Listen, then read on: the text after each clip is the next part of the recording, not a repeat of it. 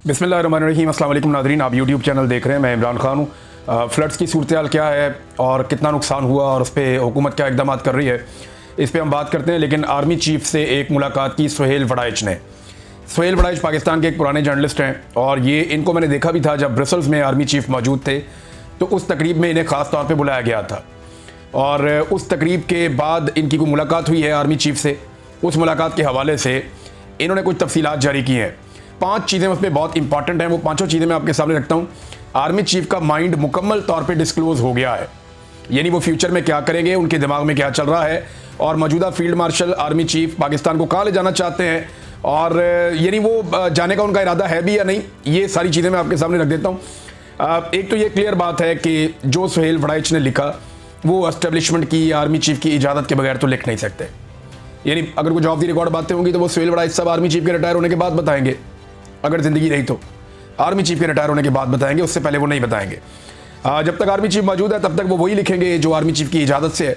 तो army chief की इजाज़त से 5 चीज़ें सामने आई हैं। नंबर 1 चीज़ जो है वो माफ़ी का मुतालबा है। नंबर 2 तब्दीली के बारे में अफवाहें। नंबर 3 खारजा पॉलिसी। नंबर 4 मईशत के मामला। नंबर 5 डोनाल्ड ट्रंप, अमेरिका और चीन। अब इसमें जो पहला नुकता है ना, जो आर्मी चीफ का स्टेटमेंट सुहेल वड़ाइच साहब ने पढ़ के सुनाया, वो मुझे बहुत अजीब लगा। मुझे लगा कि ये कोई भी बाशऊर आदमी या अक्लमंद आदमी इसको तस्लीम नहीं करेगा। यानी सियासी हवाले से एक सवाल किया सुहेल वड़ाइच ने। सियासी हवाले से किए गए सवाल पे आसिम मुनीर ने कहा कि सियासी मसालियत सच्चे दिल से माफ़ी मांगने से मुमकिन है। इस हवाले से उन्होंने स्टेज पर कुरान पाक की आदम की तख्लीक और शैतान के किरदार के हवाले से आयात का मतन और तर्जमा बताया, जिससे वादे होता था कि शुरू में फरिश्तों को आदम से मसला था, मगर खुदा ने आदम को तख्लीक किया तो सवाए शैतान के, इबलीस के, सब फरिश्तों ने इंसान को खुदा का हुक्म और करिश्मा समझकर कबूल कर लिया। गोया माफ़ी मांगने वाले फरिश्ते रहे और माफ़ी ना मांगने वाला शैतान बन गया। अब ये पाकिस्तान तहरीक इंसाफ के बारे में आर्मी चीफ फील्ड मार्शल का माइंड डिस्क्लोज कर रहे हैं सुहेल वड़ाइच साहब, कि वो ये समझते हैं कि जैसे अल्लाह ताला ने कहा कि माफ़ी मांगो और इबलीस ने, शैतान ने माफ़ी नहीं मांगी और बाकी सब जिन्होंने माफ़ी मांग ली वो फरिश्ते हो गए और जिसने माफ़ी नहीं मांगी वो शैतान हो गया। और इस पर उन्होंने कुरान पाक का हवाला दिया आर्मी चीफ ने।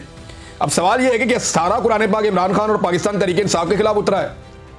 क्या कुरान पाक की कोई आयत आपको यह नहीं बताती कि जुल्म नहीं करना, चादर और चार दीवारी का तकद्दुस पामाल नहीं करना, जबरी तौर पर इंसानों को लापता नहीं करना, बेगुनाहों का खून नहीं बहाना, जुल्म जबर और फस्तायत नहीं करनी, ईमानदार रहना है, बेईमानी नहीं करनी, लोगों का मैंडेट चोरी नहीं करना, अमानत में ख़यानत नहीं करनी, रिश्वत, सिफारिश और चोरों डाकुओं का साथ नहीं देना, गवाही हमेशा सच्ची देनी है, झूठ नहीं बोलना।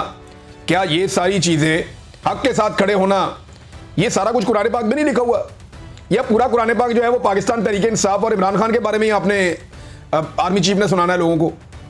अब जब भी कभी वो कुरान पाक का हवाला देते हैं पाकिस्तान तहरीक इंसाफ पे अटैक होता है। अब ये आप गौर करें ना कि इमरान खान इसलिए शैतान है, इनके बकौल, सुहेल वड़ाइच के बकौल आर्मी चीफ कह रहे हैं कि उसने इबलीस की तरह माफ़ी नहीं मांगी और मुराद रास या फैजुल हसन चौहान या अंदलीब अब्बास या फ़ारूक हबीब या और बहुत सारे, परवेज़ खट्टक, महमूद खान, ये बहुत सारे बाकी लोग जो हैं जिन्होंने माफ़ी मांग ली वो फरिश्ते बन गए और आप खुदा बन गए। वो तो अल्लाह ताला के कहने पर माफ़ी मांगी थी।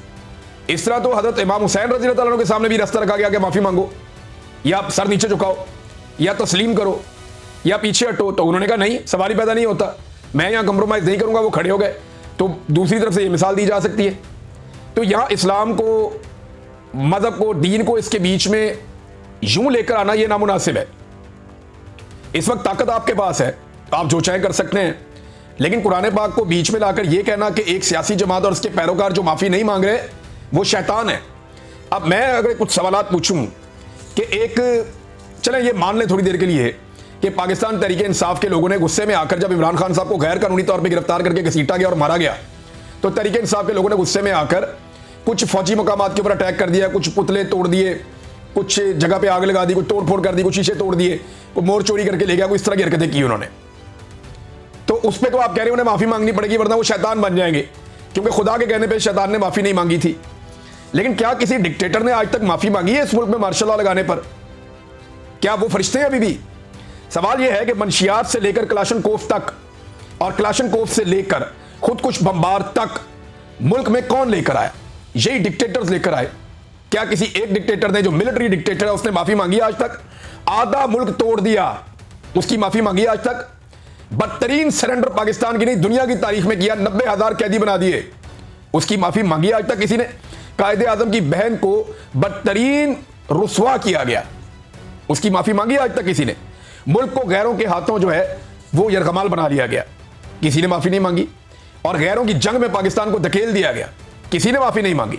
डॉलरों की खातिर अपने बेटे और बेटियों को पकड़कर अमेरिका के हवाले किया गया, इस पर किसी ने माफी मांगी? पाकिस्तान में हुकूमतें बनाई अपनी मर्जी से और हुकूमतें गिराई अपनी मर्जी से, इस पर किसी ने माफी मांगी? पार्लियामान पर हमला किया गया, अदलिया पर हमला किया गया, हजारों घरों की चादर और चार दीवारी को फलांग गए, क्या किसी ने माफी मांगी? खवातीन को सड़कों पर घसीटा गया, आम शहरियों को अपने सियासी फायदों के लिए जबरी तौर पर लापता किया गया, अमन इंसानों के ऊपर सिर्फ एहतजाज करने पर बराह रास्त गोलियां मारी गई, एक साबिक वजीर आजम पे लगभग 200 के करीब मुकदमे कर दिए गए, क्या किसी ने आज तक माफी मांगी? ये माफी सिर्फ इमरान खान ने मांगनी है और जराइम सिर्फ इमरान खान ने किए हैं। भाई जिस वक्त 9 मई हो रहा था उस वक्त इमरान खान साहब खुद हिरासत में थे और उन्हें फौज के इदारे रेंजर्स ने गिरफ्तार किया था गैर कानूनी तौर पे, जिसे सुप्रीम कोर्ट ऑफ पाकिस्तान ने उस गिरफ्तारी को गैर कानूनी और गैर आईनी करार दिया था। उसके ऊपर लोगों ने एहतजाज किया, फिर जो हुआ वो आपके सामने। अब पीटीआई ये कहती है कि जनाब वो फॉल्स फ्लैग ऑपरेशन था, जबकि आप ये कहते हैं वो पाकिस्तान तहरीक इंसाफ ने किया था, माफी मांगे। भाई अगर इमरान खान ने सच्चे दिल से माफी मांगनी है, एक बात तो क्लियर हो गई, सारे पाकिस्तानी ये बात जान लें, एक बात तो क्लियर हो गई कि आसिम मुनीर साहब ने यह बता दिया कि इमरान खान साहब पे जो केसेस हैं वो कानूनी नहीं है, उनका कानून से कोई लेना देना नहीं है, वो मामला सिर्फ और सिर्फ माफी पे अटका हुआ है कि यहां जिद ये है कि इमरान खान की हमने नाक रगड़वानी है, इमरान खान से हमने माफी मंगवानी है, मामला सिर्फ यहां पे अटका हुआ है। और वो शेर का बच्चा जेल में माफी नहीं मांग रहा, उसको रोजाना तंग करते हैं, तंगो तारीख जगह के ऊपर रखा हुआ है, उसको बाहर निकलने को नहीं देते, उसको सहूलियात उससे छीन लेते हैं, कभी बिजली बंद कर देते हैं, कभी इंफॉर्मेशन बंद कर देते हैं, कभी मुलाकातें बंद कर देते हैं, उसके बेटों से भी उसकी बात नहीं करवाते। तो ये जो सारी सूरत हाल पैदा की जा रही है सिर्फ इसलिए है कि इसमें कोई आइन और कोई कानून नहीं है। कैदे तन्हाई में उस आदमी को रखा हुआ है, इसमें कोई आइन और कोई कानून नहीं है। ये सारा मामला एक जिद का और अना का है कि माफी चाहिए इमरान खान की। तो अब अपना माइंड डिस्क्लोज किया आर्मी चीफ ने कि सच्चे दिल से इमरान खान साहब माफी मांगे तो तब जाके मामला आगे बढ़ेगा। यानी लुब्बे लुबाब उसका यही है कि सियासी मसालियत का एक ही तरीका है, वरना मुल्क में, और ये सियासत में मुदाखलत की बदतरीन एग्जाम्पल है। आज के बाद अगर DGISPR कहें या कोई और कहें कि फौज का सियासत में कोई ताल्लुक नहीं है, तो कम से कम army chief field marshal Asim Munir साहब का तो बदतरीन ताल्लुक सियासत के साथ है। ये साबित किया किसने? सुहेल वड़ाइस साहब ने, और आर्मी चीफ से मुलाकात के बाद साबित किया कि सियासी मसालियत में भी उनकी डिमांड है कि एक सच्चे दिल से माफी मांगे एक बंदा। तो ये तो सियासत के अंदर बदतरीन किरदार है, इसको कोई कुछ क्या नाम दे। अच्छा, एक और उन्होंने कहा जी कि तब्दीली के बारे में जो अफवाहें फैलाई जा रही है, ये तब्दीली क्या है, इस बारे में कुछ लोग कहते हैं कि आर्मी चीफ को जनाब कोई बना दिया जाएगा सदर पाकिस्तान, कोई कहते हैं जी शायद आर्मी चीफ रिटायर हो जाएंगे तो नया आर्मी चीफ आ जाएगा। तो अलग अलग चीजें, लेकिन उन्होंने कहा तब्दीली के बारे में जो अफवाहें आ रही हैं, हुकूमत और मुक्तदरा का मतलब है एस्टेब्लिशमेंट, हुकूमत और एस्टेब्लिशमेंट दोनों के मुखालिफिन फैला रहे हैं कि जनाब तब्दीली की कोई अफवाहें हैं। देखिए ये तो क्लियर है कि आर्मी चीफ ने एक्सटेंशन लेनी है और मौजूदा निज़ाम इस कदर बूट पॉलिश कर रहा है कि अगर नवाज शरीफ ने अपने पैरों पे खड़े होने का फैसला ना किया तो ये एक्सटेंशन तो उन्हें देनी पड़ जाएगी। और इसका बंदोबस्त 1 साल पहले ही हो गया था, 3 साल की मुद्दत को 5 साल करने के बाद। खारजा पॉलिसी पे भी आर्मी चीफ ने बात की। अच्छा, ये भी वो डोमेन है जिसके अंदर उनका कोई इख्तियार ही नहीं है, ना आइन इसकी इजाजत देता है, ना कानून इसकी इजाजत देता है कि एक आर्मी चीफ सियासी मामलात में मुदाखलत करे। तो ऊपर जितना मैंने आपको बताया वो सारी सियासी मामलात में मुदाखलत है। और अब जो है वो तब्दीली के बारे में, यानी इनका क्या काम है इन चीज़ों से? इनका काम दिफा के साथ है। फिर खारजा पॉलिसी, अब खारजा पॉलिसी में हमारे आर्मी चीफ का क्या रोल है? वजीर खारजा मौजूद है, वजीर आजम मौजूद हैं, वो खारजा पॉलिसी चला लेंगे, लेकिन आर्मी चीफ जो है हमारे हमेशा से वो खारजा पॉलिसीज़ के अंदर भी मुदाखलत करते हैं जो नामुनासिब है। अब वो ये कह रहे हैं कि हम एक दोस्त की खातिर दूसरे को नाराज़ नहीं करेंगे। अमेरिका और चाइना से ताल्लुकात को बैलेंस करने के हवाले से ना वो इसके एक्सपर्ट है, ना उनकी इसके अंदर जिम्मेदारी है, ना उन्हें ये करना चाहिए। लेकिन पाकिस्तान में एक रवायत बन गई है कि पाकिस्तान की मिलिट्री एस्टेब्लिशमेंट ही ये सारे काम करती है। बहरहाल ये भी उन्होंने किया और साथ ही उन्होंने इसको भी ओन कर लिया कि डोनाल्ड ट्रंप को जो अमन का नोबेल प्राइज देने के लिए नामजद किया गया है, इस फैसले को उन्होंने ओन किया आर्मी चीफ ने। देखिए ये मैं पहले भी आपको बता रहा था कि जब डोनाल्ड ट्रंप से मुलाकात हुई फील्ड मार्शल की, तो उसके बाद फौरी तौर पे ये कदम उठाया गया था और फ़ौरन हुकूमत को ये हुक्म जारी किया गया, कैबिनेट ने फौरी अप्रूवल दी और सबसे पहले पाकिस्तान ने डोनाल्ड ट्रंप को अमन के नोबेल इनाम के लिए नामजद किया। तो आर्मी चीफ ने इसको ओन कर लिया कि जी ठीक है, यूनिक का डिसीजन है, और उन्होंने कहा कि डोनाल्ड ट्रंप की अमन की ख्वाहिश जेन्युइन है। अच्छा, मईशत के हवाले से जिससे कोई दूर दूर तक ताल्लुक नहीं है, कोई लेना देना नहीं है आर्मी चीफ का, लेकिन मईशत के हवाले से भी उनके पास पूरा एक रोड मैप है। वो कह रहे जी, जनरल आसिम मुनीर ने हिसाब किताब लगाकर बताया कि अगले साल से रेकोडेक्स से हर साल $2 अरब का खालिस मुनाफा होगा, जो हर साल बढ़ता जाएगा। उन्होंने बताया कि पाकिस्तान के पास नायाब ज़मीनी खजाना है, इस खजाने से पाकिस्तान का कर्जा भी उतर जाएगा। फील्ड मार्शल से पहली मुलाकात, मुआशी बहरान के हल के हवाले से जनरल आसिम मुनीर के पास पूरा रोड मैप था, जिसमें 5 और 10 साल के अंदर पाकिस्तान को दुनिया के तरक्की याफ्ता ममालिक की सफ में खड़ा करने की मनसूबाबंदी थी। आपके पास क्यों है रोड मैप मईशत का? आपके पास रोड मैप होना चाहिए कश्मीर कैसे आज़ाद करवाना है। आपके पास रोड मैप होना चाहिए कि भारत से जो वो डैम बना बना के पाकिस्तान का पानी रोकता जा रहा है, वो अपना पानी भारत से कैसे छुड़वाना है। आपके पास ये रोड मैप होना चाहिए कि पाकिस्तान को दहशतगर्दों से कैसे बचाना है। अफगानिस्तान और पाकिस्तान के बॉर्डर पे जो दहशतगर्द हर दफा इधर घुस आते हैं बार बार, उनको वहां पे कैसे रोकना है। आपके पास रोड मैप होना चाहिए कि बलूचिस्तान जो एक नो गो एरिया बन गया है, उसको दुरुस्त कैसे करना है। सिक्योरिटी की ड्यूटी है आपकी। रोड मैप सिक्योरिटी का होना चाहिए, रोड मैप कश्मीर की आजादी का होना चाहिए, रोड मैप पाकिस्तान के पानियों पे भारत के कब्जे का होना चाहिए। ये कौन सा रोड मैप है मईशत का? ना इसके अंदर आपकी एक्सपर्टीज है, ना इसके अंदर आपका कोई काम है, ना इससे आपका कोई लेना ना देना, लेकिन फिर भी। अच्छा, और रोड मैप क्या है, ये भी आप गौर करें कि जनाब इसमें सारा जो सुहेल बड़ाई साहब ने बताया, वो क्या बताया?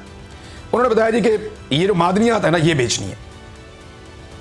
यानी रोड मैप ये है पाकिस्तान की तरक्की का कि पाकिस्तान के जो कुदरती वसाइल से अल्लाह ताला ने मालामाल किया है, वो वसाइल हमने गैरों को बेच देने हैं।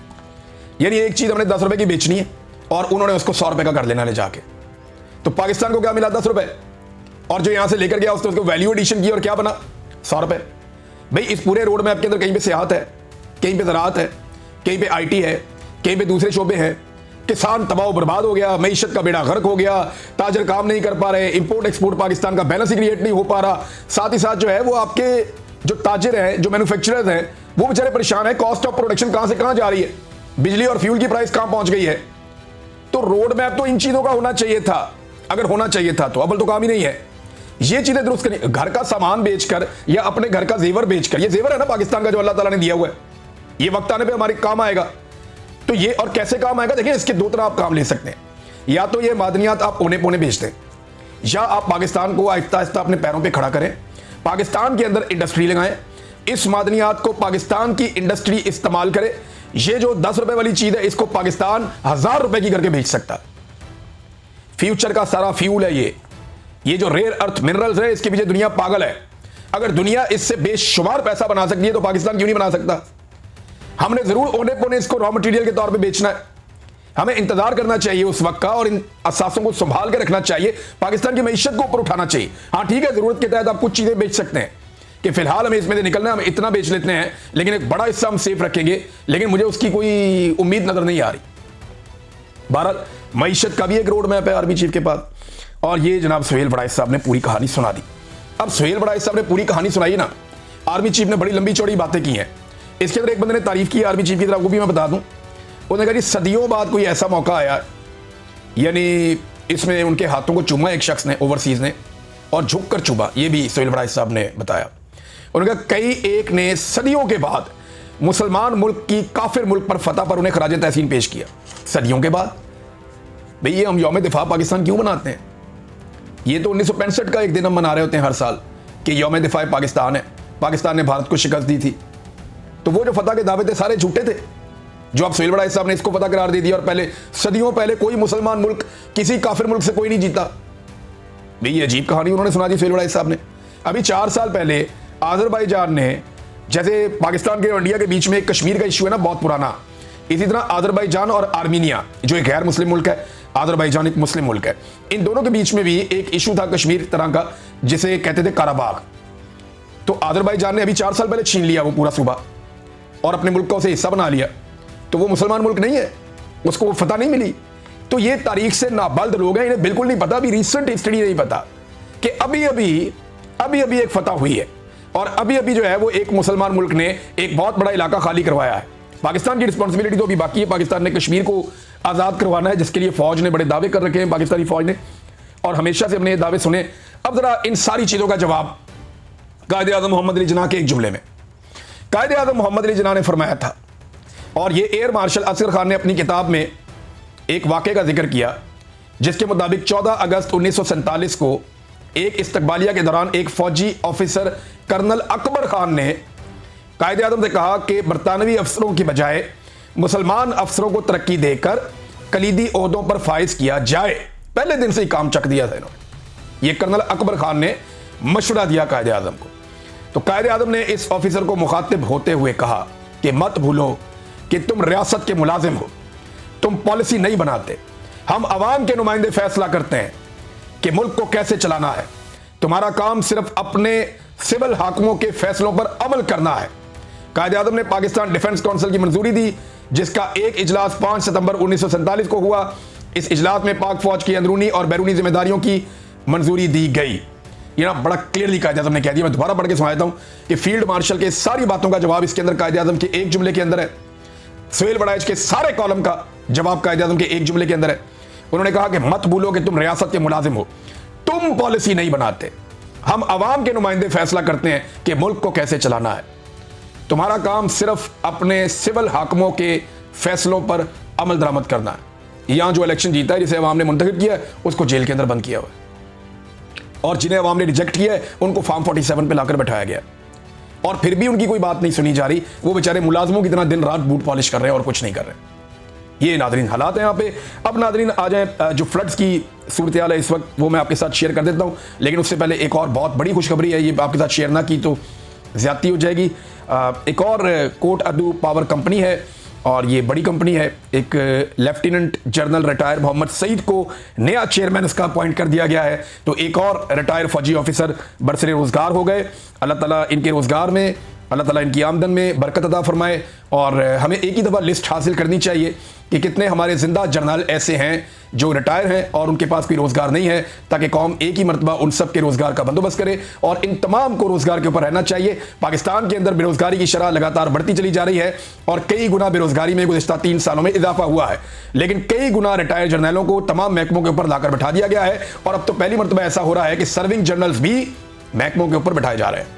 तो ये नादरीन सूरत हाल है। तो मैं मुबारकबाद पेश करता हूँ general lieutenant general retire Mohammad Saeed को कि उन्हें नया चेयरमैन अपॉइंट किया गया कोट अदू पावर कंपनी का। और बाकी जो लोग हैं उनके लिए मैं दुआ करता हूं कि जितने भी हमारे रिटायर्ड जर्नल हैं उन सबको जल्द अज जल्द कोई ना कोई नौकरी मिल जाए। नादरीन, सैलाब की सूरत हाल बड़ी खौफनाक है। जो मनाजिर मैंने देखे वो इंतहाई हौलनाक है। क्लाउड बर्स्ट हुआ है, और ये क्लाइमेट चेंज है। जो मकबूजा कश्मीर है वहाँ पर भी एक इंसिडेंट ऐसा रिपोर्ट हुआ, बड़ा अफसोसनाक और बड़ा खौफनाक वाक़या है। जितनी दरियाओं के किनारों पे प्रॉपर्टीज़ बनी हुई हैं, मैंने उनको बहते हुए देखा है। पूरी बिल्डिंग, पूरे घर जो हैं, 3-3 मंजिला घर, वो एक झटके में पानी लेकर जा रहा है। चंद लम्हों में वो नज़र ही नहीं आते, बिल्कुल सफ़ा चट हो जाता है।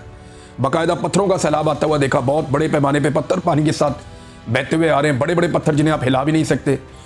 तो ये एक खौफनाक सैलाब है, और ये जो मनाजिर हैं सैलाब के, ये इंतहाई हौलनाक है। अल्लाह ताला पाकिस्तानियों को महफूज रखे। जो लोग जाँ बहक हुए हैं उनकी तादाद बढ़ती चली जा रही है, और जो नया डाटा आ रहा है वो बड़ा खौफनाक है। और इसमें बच्चे भी हैं, ख़वातीन भी हैं, नौजवान भी हैं, तो मर्द हजरात भी हैं, ख़वातीन भी हैं। तो ये बहुत बड़ा नुकसान है। और पाकिस्तान की गवर्नमेंट ने, पाकिस्तान की फ़ौज ने, और पाकिस्तान की जो मुख्तलिफ सूबाई हुकूमतें हैं, उन्होंने इस हवाले से अपने इक़दाम शुरू किए हैं। खैबर पख्तूनख्वा की हुकूमत को सबसे ज़्यादा विजिलेंट रहना होगा। अवामी नुमाइंदगान सैलाबज़दा इलाकों में लौट गए हैं, वहाँ पहुँच गए हैं। बैरिस्टर घोर के इलाके में सैलाब आया, बड़ा खौफनाक, वो भी वहाँ पे मौजूद हैं। अली अमीन गंडापुर भी रवाना हुए सैलाब मुतासरीन की मदद के लिए, और जो फ़ौज के दस्ते वहाँ मौजूद हैं खैबर पख्तूनख्वा में, उन्हें भी फौरी तौर पे मुतहर्रिक किया गया कि आप भी ये काम करें। और बेहतरीन काम कर रही है रेस्क्यू सर्विसेज, और जो NDMA PDMA ये लोग भी कोशिश कर रहे हैं, बहुत कम वसाइल के बावजूद ज़ोर लगा रहे हैं कि कुछ ना कुछ करके किसी तरह भी जो सैलाब मुतासरीन हैं उनको रेस्क्यू किया जाए। अभी मेरे ख्याल में उन्हें आने वाले दिनों में खैमों की ज़रूरत होगी, उन्हें खुराक की ज़रूरत होगी, खाने पीने की चीज़ों की। और फिर जब बहाली का काम शुरू होगा, असल काम तब होता है। ये घर टूट गए हैं, बह गए हैं, और ये सैकड़ों मकानात हैं। इनकी दोबारा तामीर के लिए फ़ंड्स चाहिए होंगे, पैसा चाहिए होगा, और इन लोगों को मदद देनी होगी। और इनकी तामीर दोबारा करने के लिए हुकूमत खैबर पख्तूनख्वा को और हुकूमत पाकिस्तान को बड़े फ़ंड्स जारी करने पड़ेंगे, और उन फ़ंड्स को मकामी नुमाइंदगान के ज़रिए से सही तरीके से खर्च किया जाए, क्योंकि देखें अरबों रुपया आया था जो सिंध में खर्च किया जाना था 2022 के सैलाब के बाद। आज 3 साल गुजर गए हैं। एक अगर 2 कनाल का भी घर आप बनाए ना, बड़ा घर, तो 8 माह में 10 माह में आपका बन जाता है पाकिस्तान में। लेकिन 3 साल हो गए, आज तक वहां गरीबों के घर नहीं बन सके दोबारा। लोग अपनी मदद आपके तहत घर बना रहे हैं। जो सरकार के पास पैसा आया वो कहां खर्च हो गया आज तक किसी को पता ही नहीं है। वो गरीब लोगों के नाम पे इकट्ठा किया हुआ पैसा था, बाहर से भी फंड आए थे और वो सारे फंड अल्ले तल्लों में और इधर उधर इन्होंने उड़ा दिए और पता नहीं किसकी जेब में गया पैसा। गरीब आदमी को तो कुछ नहीं मिला। अब यहाँ पे एक पूरा चेक एंड बैलेंस होना चाहिए। ये सारा पैसा जो है वो गरीबों को मिलना चाहिए और उनके घरों की तामीर के ऊपर खर्च होना चाहिए।